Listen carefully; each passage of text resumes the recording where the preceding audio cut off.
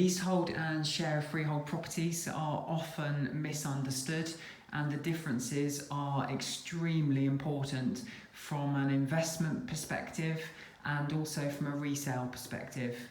This is a very short video just pointing out the differences between the two, and I thought I'd bring you to Fairview as this is a share of freehold development. Share of freehold essentially means you have a 1/11th share of this particular development. So there are 11 apartments here. You are buying a 1/11th share of the freehold. Essentially, you become a decision maker in what happens to this development. Being a decision maker when you're living in an apartment is extremely important to a lot of people. It means you become a master of your own destiny. If there are things that need to be changed within the development from a maintenance point of view, anything needs to be changed in the lease, then you have a 1/11th share in what happens to that particular development. Extremely important. This also becomes important when you sell an apartment that is share of freehold. That apartment will be sold at a premium, provided your estate agent is aware of the differences and importance of the property being share of freehold. The difference between share of freehold and leasehold is predominantly if you buy a leasehold apartment, you are buying a lease in a property for a period of time. So, for example, typical new leases these days are for a duration of anything from 99 to 125 years. A leasehold property is also subject to ground rent, and that ground rent is paid annually to your freeholder. So as a share of freehold owner, you do not pay ground rent. As a leasehold owner, you pay ground rent. Owning a leasehold property also means you are dictated to a certain extent by your freeholder. Your freeholder essentially is the decision maker over what happens with regards to maintenance of the property.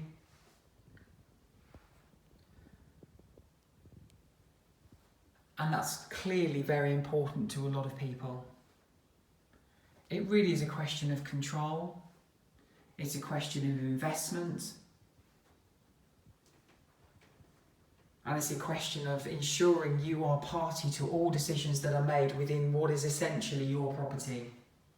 The final point that I would make, and I've had first-hand experience of this with a family member, is when you own a leasehold property, owning the lease for a period of time means that when it drops below a certain level, a premium is required to be paid to the freeholder in order to extend that lease.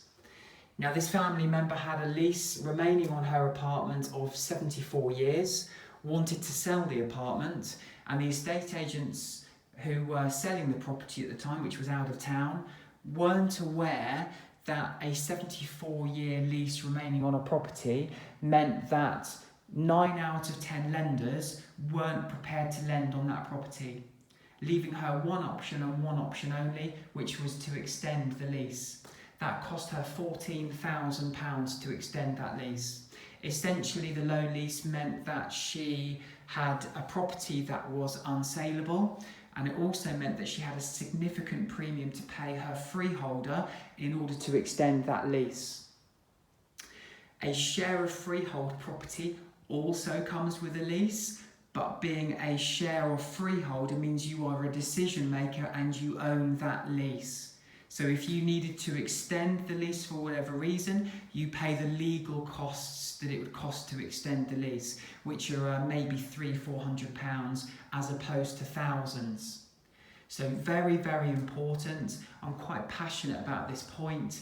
I feel that all apartments should really come with a share of freehold rather than being leasehold. The reason developers keep the freehold for themselves is because they earn off the back of the ground rent that they charge you as a leaseholder annually, or they sell the freehold to an external source and an external unknown.